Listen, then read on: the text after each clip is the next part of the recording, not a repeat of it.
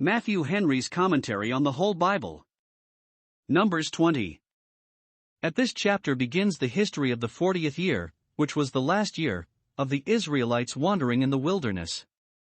And since the beginning of their second year, when they were sentenced to perform their quarantine in the desert, there to wear away the tedious revolution of 40 years, there is little recorded concerning them till this last year, which brought them to the borders of Canaan, and the history of this year is almost as large as the history of the first year. This chapter gives an account of 1. The death of Miriam, verse 1. 2. The fetching of water out of the rock, in which observe 1. The distress Israel was in, for want of water, verse 2. 2. Their discontent and murmuring in that distress, verses 3 to 5. 3. God's pity and power engaged for their supply with water out of the rock, verses 6 to 9. 4. The infirmity of Moses and Aaron upon this occasion, verses 10 and 11. 5. God's displeasure against them, verses 12 and 13. 3. The negotiation with the Edomites. Israel's request, verses 14 to 17, and the repulse the Edomites gave them, verses 18 to 21. 4. The death of Aaron the high priest upon Mount Hor, the installment of Eleazar in his room, and the people's mourning for him, verse 22, etc. The death of Miriam, the water of Meribah, Moses and Aaron reproved, 1453 BC. 1. Then came the children of Israel, even the whole congregation, into the desert of Zin in the first month, and the people abode in Kadesh, and Miriam died there, and was buried there. 2. And there was no water for the congregation, and they gathered themselves together against Moses and against Aaron. 3. And the people chode with Moses and spake, saying, Would God that we had died when our brethren died before the Lord. 4. And why have ye brought up the congregation of the Lord into this wilderness, that we and our cattle should die there? 5. And wherefore have ye made us to come up out of Egypt, to bring us in unto this evil place? It is no place of seed, or of figs, or of vines, or of pomegranates, neither is there any water to drink. 6. And Moses and Aaron went from the presence of the assembly unto the door of the tabernacle of the congregation, and they fell upon their faces, and the glory of the Lord appeared unto them. 7. And the Lord spake unto Moses, saying, 8. Take the rod, and gather thou the assembly together, thou, and Aaron thy brother, and speak ye unto the rock before their eyes, and it shall give forth his water, and thou shalt bring forth to them water out of the rock. So thou shalt give the congregation and their beasts drink. 9. And Moses took the rod from before the Lord, as he commanded him. 10. And Moses and Aaron gathered the congregation together before the rock, and he said unto them, Hear now, ye rebels, must we fetch you water out of this rock? 11. And Moses lifted up his hand, and with his rod he smote the rock twice, and the water came out abundantly, and the congregation drank, and their beasts also. 12. And the Lord spake unto Moses and Aaron, Because ye believed me not, to sanctify me in the eyes of the children of Israel, therefore ye shall not bring this congregation into the land which I have given them. 13. This is the water of Meribah, because the children of Israel strove with the Lord, and he was sanctified in them. After 38 years' tedious marches, or rather tedious rests, in the wilderness, backward towards the Red Sea, the armies of Israel now at length set their faces towards Canaan again, and had come not far off from the place where they were when, by the righteous sentence of divine justice, they were made to begin their wanderings. Hitherto they had been led about as in a maze or labyrinth, while execution was doing upon the rebels that were sentenced, but they were now brought into the right way again. They abode in Kadesh, verse 1, not Kadesh Barnea, which was near the borders of Canaan, but another Kadesh on the confines of Edom, further off from the land of promise, yet in the way to it from the Red Sea, to which they had been hurried back. Now, 1. Here dies Miriam, the sister of Moses and Aaron, and as it should seem older than either of them. She must have been so if she was that sister that was set to watch Moses when he was put into the ark of bulrushes, Exodus 2 verse 4. Miriam died there, verse 1. She was a prophetess, and had been an instrument of much good to Israel, Micah 6 verse 4. When Moses and Aaron with their rod went before them, to work wonders for them, Miriam with her timbrel went before them in praising God for these wondrous works, Exodus 15 verse 20, and therein did them real service, Yet she had once been a murmurer, chapter 12 verse 1, and must not enter Canaan. 2. Here there is another Meribah. One place we met with before of that name, in the beginning of their march through the wilderness, which was so called because of the chiding of the children of Israel, Exodus 17 verse 7. And now we have another place, at the latter end of their march, which bears the same name for the same reason. This is the water of Miriam, verse 13. What was there done was here reacted. 1. There was no water for the congregation, verse 2. The water out of the rock of Rephidim had followed them while there was need of it, but it is probable that for some time they had been in a country where they were supplied in an ordinary way, and when common providence supplied them it was fit that the miracle should cease. But in this place it fell out that there was no water, or not sufficient for the congregation. Note, we live in a wanting world, and, wherever we are, must expect to meet with some inconvenience or other. It is a great mercy to have plenty of water, a mercy which if we found the want of we should own the worth of. 2. Hereupon they murmured, mutinied, verse 2, gathered themselves together, and took up arms against Moses and Aaron. They chid with them, verse 3, spoke the same absurd and brutish language that their fathers had done before them. 1. They wished they had died as malefactors by the hands of divine justice, rather than thus seem for a while neglected by the divine mercy. Would God that we had died when our brethren died before the Lord. Instead of giving God thanks, as they ought to have done, for sparing them, they not only despise the mercy of their reprieve, but quarrel with it, as if God had done them a great deal of wrong in giving them their lives for a prey and snatching them as brands out of the burning. But they need not wish that they had died with their brethren, they are here taking the ready way to die like their brethren in a little while. Woe unto those that desire the day of the Lord, Amos 5 verse 18. 2. They were angry that they were brought out of Egypt, and led through this wilderness, verses 4 and 5. They quarreled with Moses for that which they knew was the Lord's doing, they represented that as an injury which was the greatest favor that ever was done to any people. They prefer slavery before liberty, the house of bondage before the land of promise, and though the present want was of water only, yet, now that they are disposed to find fault, it shall be looked upon as an insufferable hardship put upon them that they have not vines and figs. It was an aggravation of their crime, 1. That they had smarted so long for the discontents and distrusts of their fathers. They had borne their whoredoms now almost 40 years in the wilderness, chapter 14 verse 33, and yet they ventured in the same steps, and, as is charged upon Belshazzar, humbled not their hearts, though they knew all this, Daniel 5 verse 22. 2. That they had had such long and constant experience of God's goodness to them, and of the tenderness and faithfulness of Moses and Aaron. 3. That Miriam was now lately dead, and having lost one of their leaders, they ought to have been more respectful to those that were left, but, as if they were resolved to provoke God to leave them sheep without any shepherd, they grow outrageous against them. Instead of condoling with Moses and Aaron for the death of their sister, they add affliction to their grief. 3. Moses and Aaron made them no reply, but retired to the door of the tabernacle to know God's mind in this case, verse 6.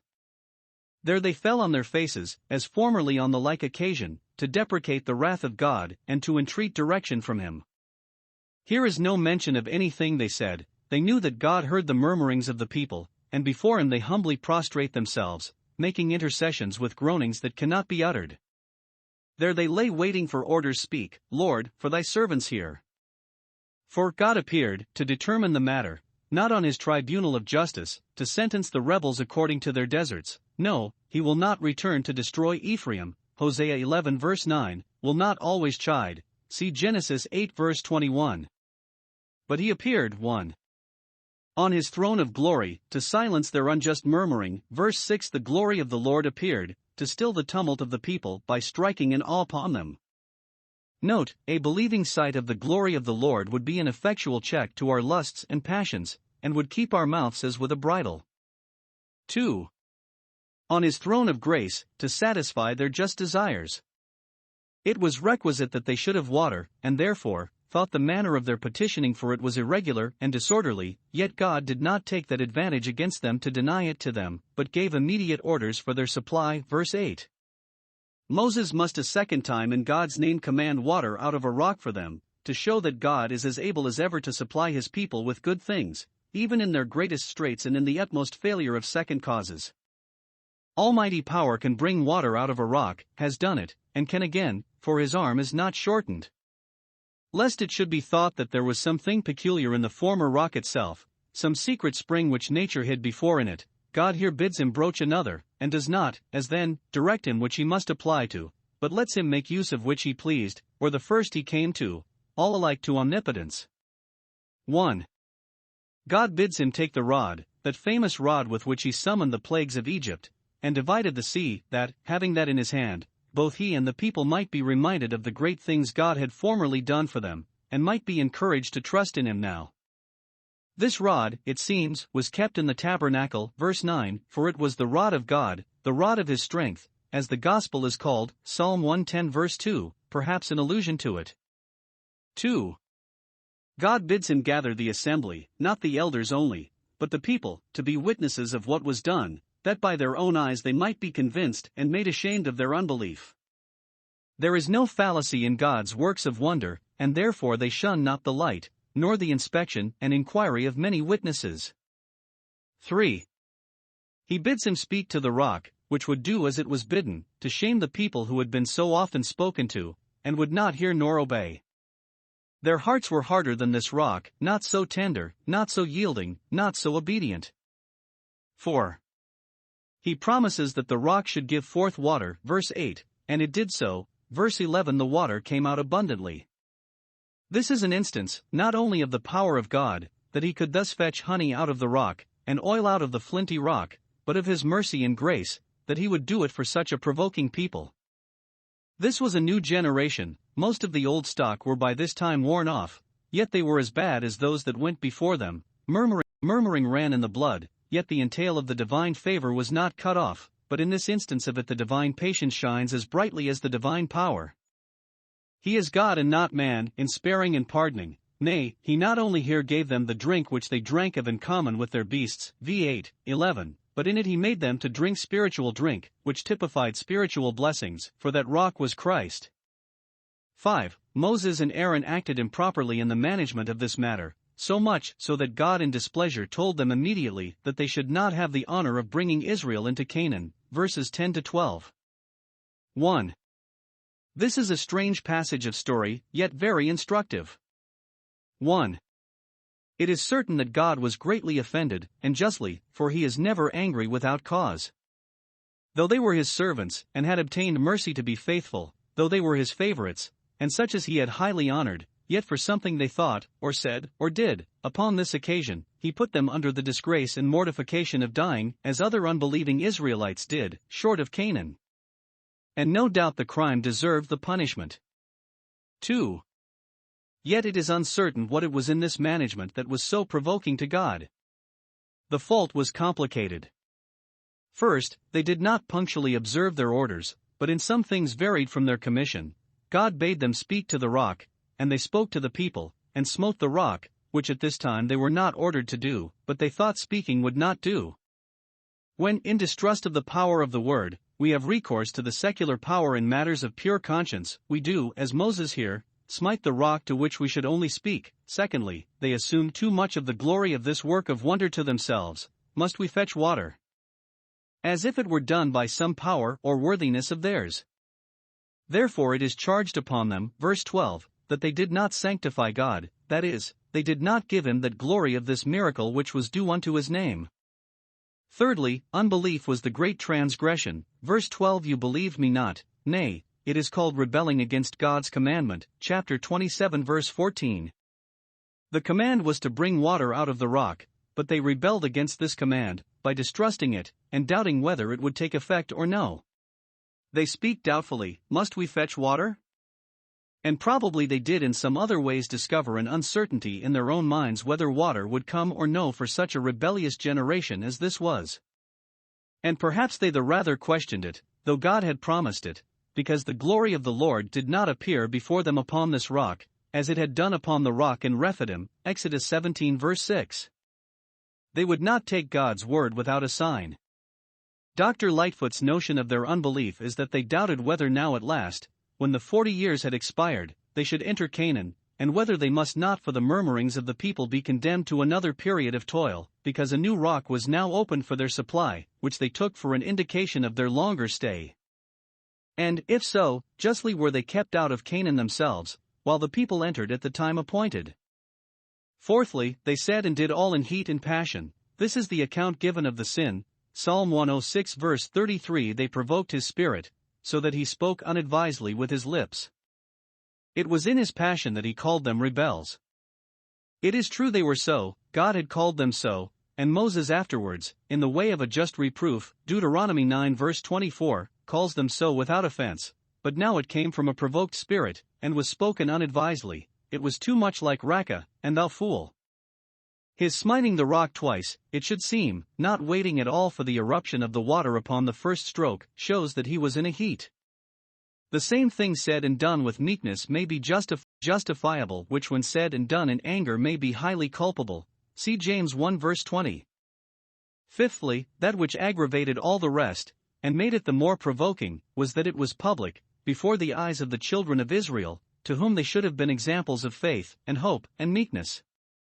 We find Moses guilty of sinful distrust, chapter 11 verses 22 and 23. That was private between God and him, and therefore was only checked. But his was public. It dishonored God before Israel, as if he grudged them his favors, and discouraged the people's hope in God, and therefore this was severely punished, and the more because of the dignity and eminency of those that offended. 2. From the whole we may learn, 1. That the best of men have their failings, even in those graces that they are most eminent for. The man Moses was very meek, and yet here he sinned in passion, wherefore let him that thinks he stands take heed lest he fall. 2. That God judges not as man judges concerning sins. We might think that there was not much amiss in what Moses said and did, yet God saw cause to animadvert severely upon it. He knows the frame of men's spirits, what temper they are of, and what temper they are in upon particular occasions, and from what thoughts and intense words and actions do proceed, and we are sure that therefore his judgment is according to truth, when it agrees not with ours. 3. That God not only takes notice of, and is displeased with, the sins of his people, but that the nearer any are to him the more offensive are their sins. Amos 3 verse 2. It should seem, the psalmist refers to this sin of Moses and Aaron. Psalm 99 verse 8. Thou wast a God that forgavest them, though thou tookest vengeance on their inventions. As many are spared in this life and punished in the other, so many are punished in this life, and saved in the other. 4. That, when our heart is hot within us, we are concerned to take heed that we offend not with our tongue. Yet, 5. It is an evidence of the sincerity of Moses, and his impartiality in writing, that he himself left this upon record concerning himself, and drew not a veil over his own infirmity, by which it appeared that in what he wrote, as well as what he did, he sought God's glory more than his own. Lastly, the place is hereupon called Meribah, verse 13. It is called Meribah Kadesh, Deuteronomy 32 verse 51, to distinguish it from the other Meribah. It is the water of strife, to perpetuate the remembrance of the people's sin, and Moses's, and yet of God's mercy, who supplied them with water, and owned and honored Moses notwithstanding. Thus he was sanctified as the Holy One of Israel, so he is called when his mercy rejoices against judgment. Hosea 11 verse 9. Moses and Aaron did not sanctify God as they ought in the eyes of Israel, verse 12, but God was sanctified in them, for he will not be a loser in his honor by any man. If he be not glorified by us, he will be glorified upon us. Ambassadors sent to Edom, 1452 BC. 14. And Moses sent messengers from Kadesh unto the king of Edom. Thus saith thy brother Israel, thou knowest all the travail that hath befallen us. 15. How our fathers went down into Egypt, and we have dwelt in Egypt a long time, and the Egyptians vexed us, and our fathers. 16. And when we cried unto the Lord, he heard our voice, and sent an angel, and hath brought us forth out of Egypt, and, behold, we are in Kadesh, a city in the uttermost of thy border. 17. Let us pass, I pray thee, through thy country. We will not pass through the fields, or through the vineyards, neither will we drink of the water of the wells. We will go by the king's highway, we will not turn to the right hand nor to the left, until we have passed thy borders. 18. And Edom said unto him, Thou shalt not pass by me, lest I come out against thee with the sword. 19 And the children of Israel said unto him, We will go by the highway, and if I and my cattle drink of thy water, then I will pay for it. I will only, without doing anything else, go through on my feet. 20 And he said, Thou shalt not go through. And Edom came out against him with much people, and with a strong hand. 21 Thus Edom refused to give Israel passage through his border, wherefore Israel turned away from him. We have here the application made by Israel to the Edomites. The nearest way to Canaan from the place where Israel now lay encamped was through the country of Edom. Now, 1. Moses sends ambassadors to treat with the king of Edom for leave to pass through his country, and gives them instructions what to say, verses 14 to 17. 1. They are to claim kindred with the Edomites, thus saith thy brother Israel.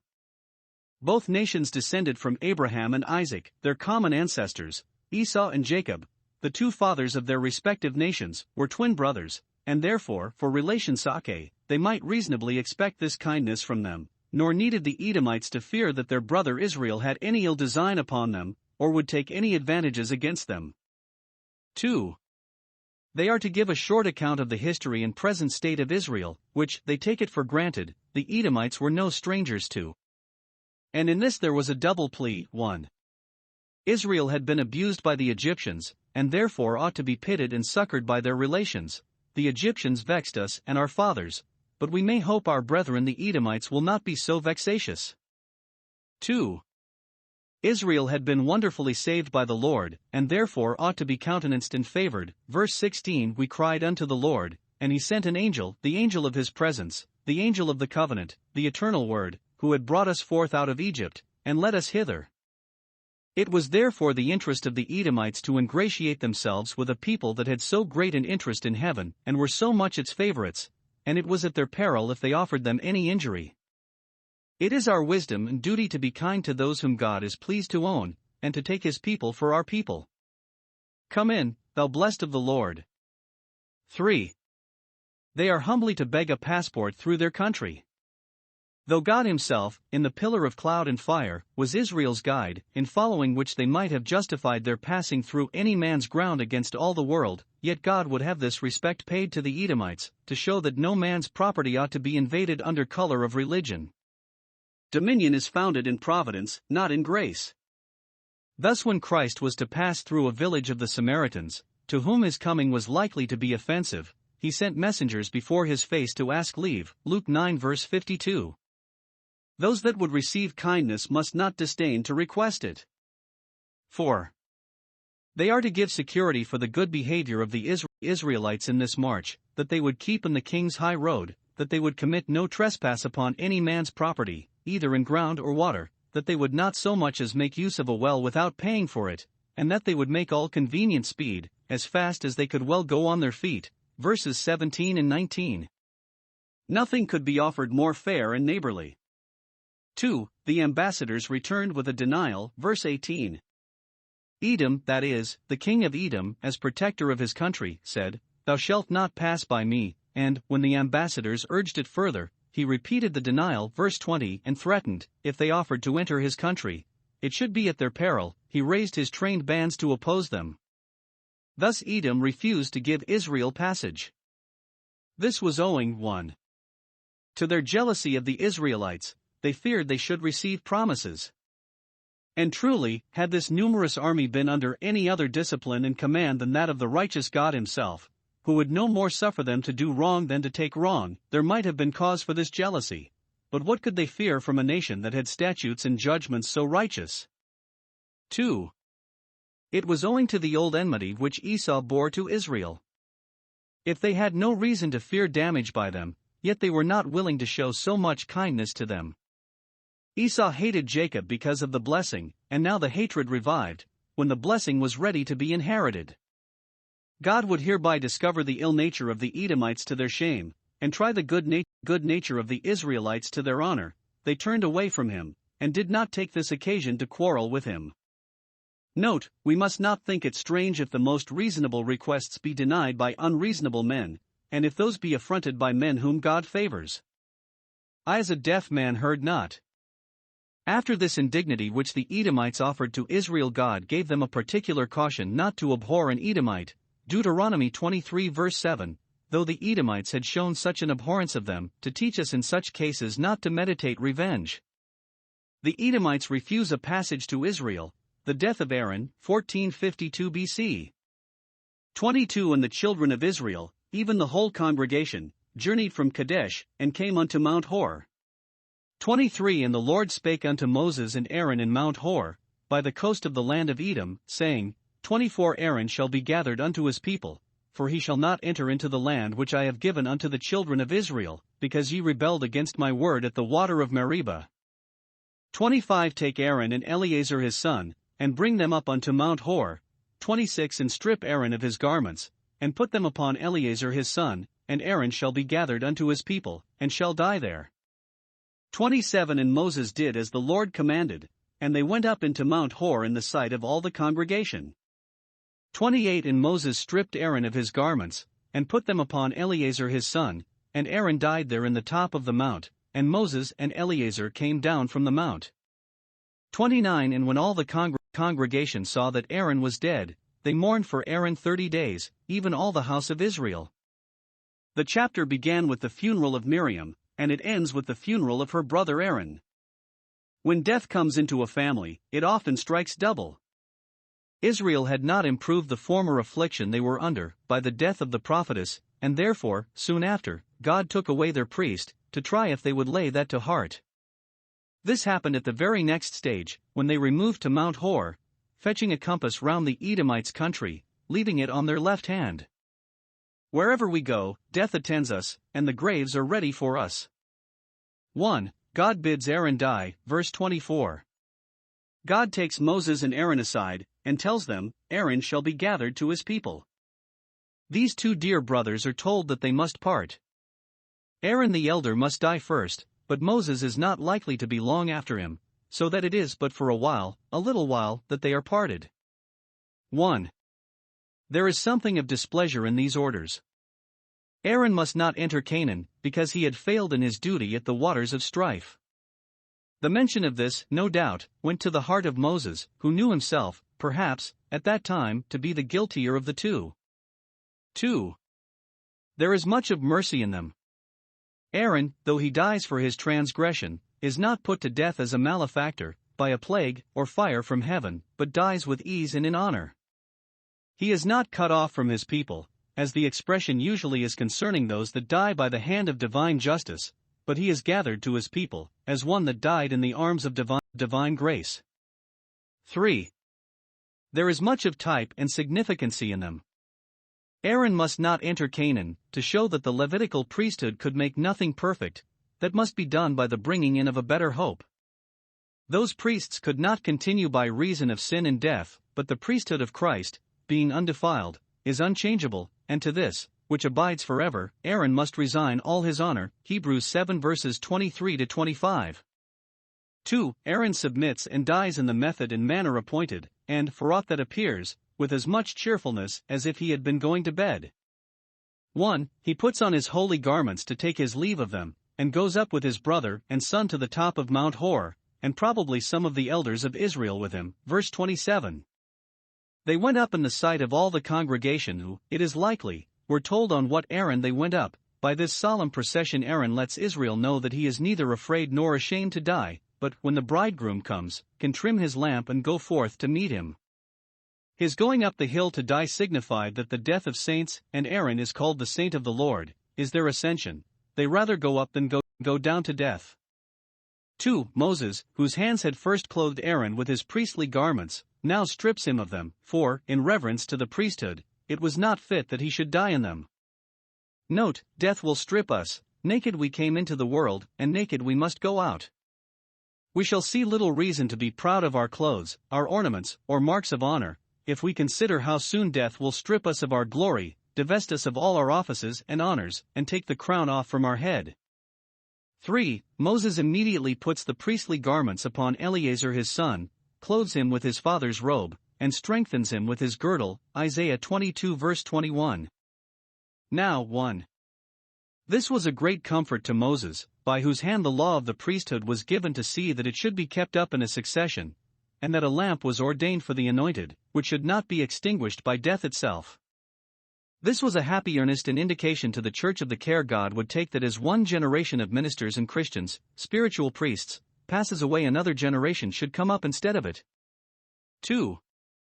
It was a great satisfaction to Aaron to see his son, who was dear to him, thus preferred, and his office, which was dearer, thus preserved and secured, and especially to see in this a figure of Christ's everlasting priesthood, in which alone his would be perpetuated.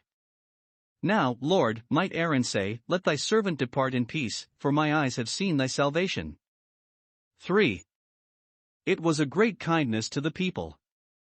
The installing of Eleazar before Aaron was dead would prevent those who bore ill will to Aaron's family from attempting to set up another upon his death, in competition with his son. What could they do when the matter was already settled? It would likewise encourage those among them that feared God, and be a token for good to them, that he would not leave them, nor suffer his faithfulness to fail. 4. Aaron died there. Quickly after he was stripped of his priestly garments, he laid himself down and died contentedly, for a good man would desire, if it were the will of God, not to outlive his usefulness. Why should we covet to continue any longer in this world than while we may do God and our generation some service in it? 5. Moses and Eleazar, with those that attended them, buried Aaron where he died, as appears by Deuteronomy 10 verse 6, and then came down from the mount. And now, when they came down, and had left Aaron behind, it might be proper for them to think that he had rather gone up to the better world, and had left them behind. 6. All the congregation mourned for Aaron 30 days, verse 29. Though the loss was well made up in Eleazar, who, being in the prime of life, was fitter from public service than Aaron would have been if he had lived, yet it was a debt owing to their deceased high priest to mourn for him. While he lived, they were murmuring at him upon all occasions, but now that he was dead they mourned for him. Thus many are taught to lament the loss of those mercies which they would not learn to be thankful for the enjoyment of. Many good men have had more honor done to their memories than ever they had to their persons, witness those that were persecuted while they lived, but when they were dead had their sepulchres garnished.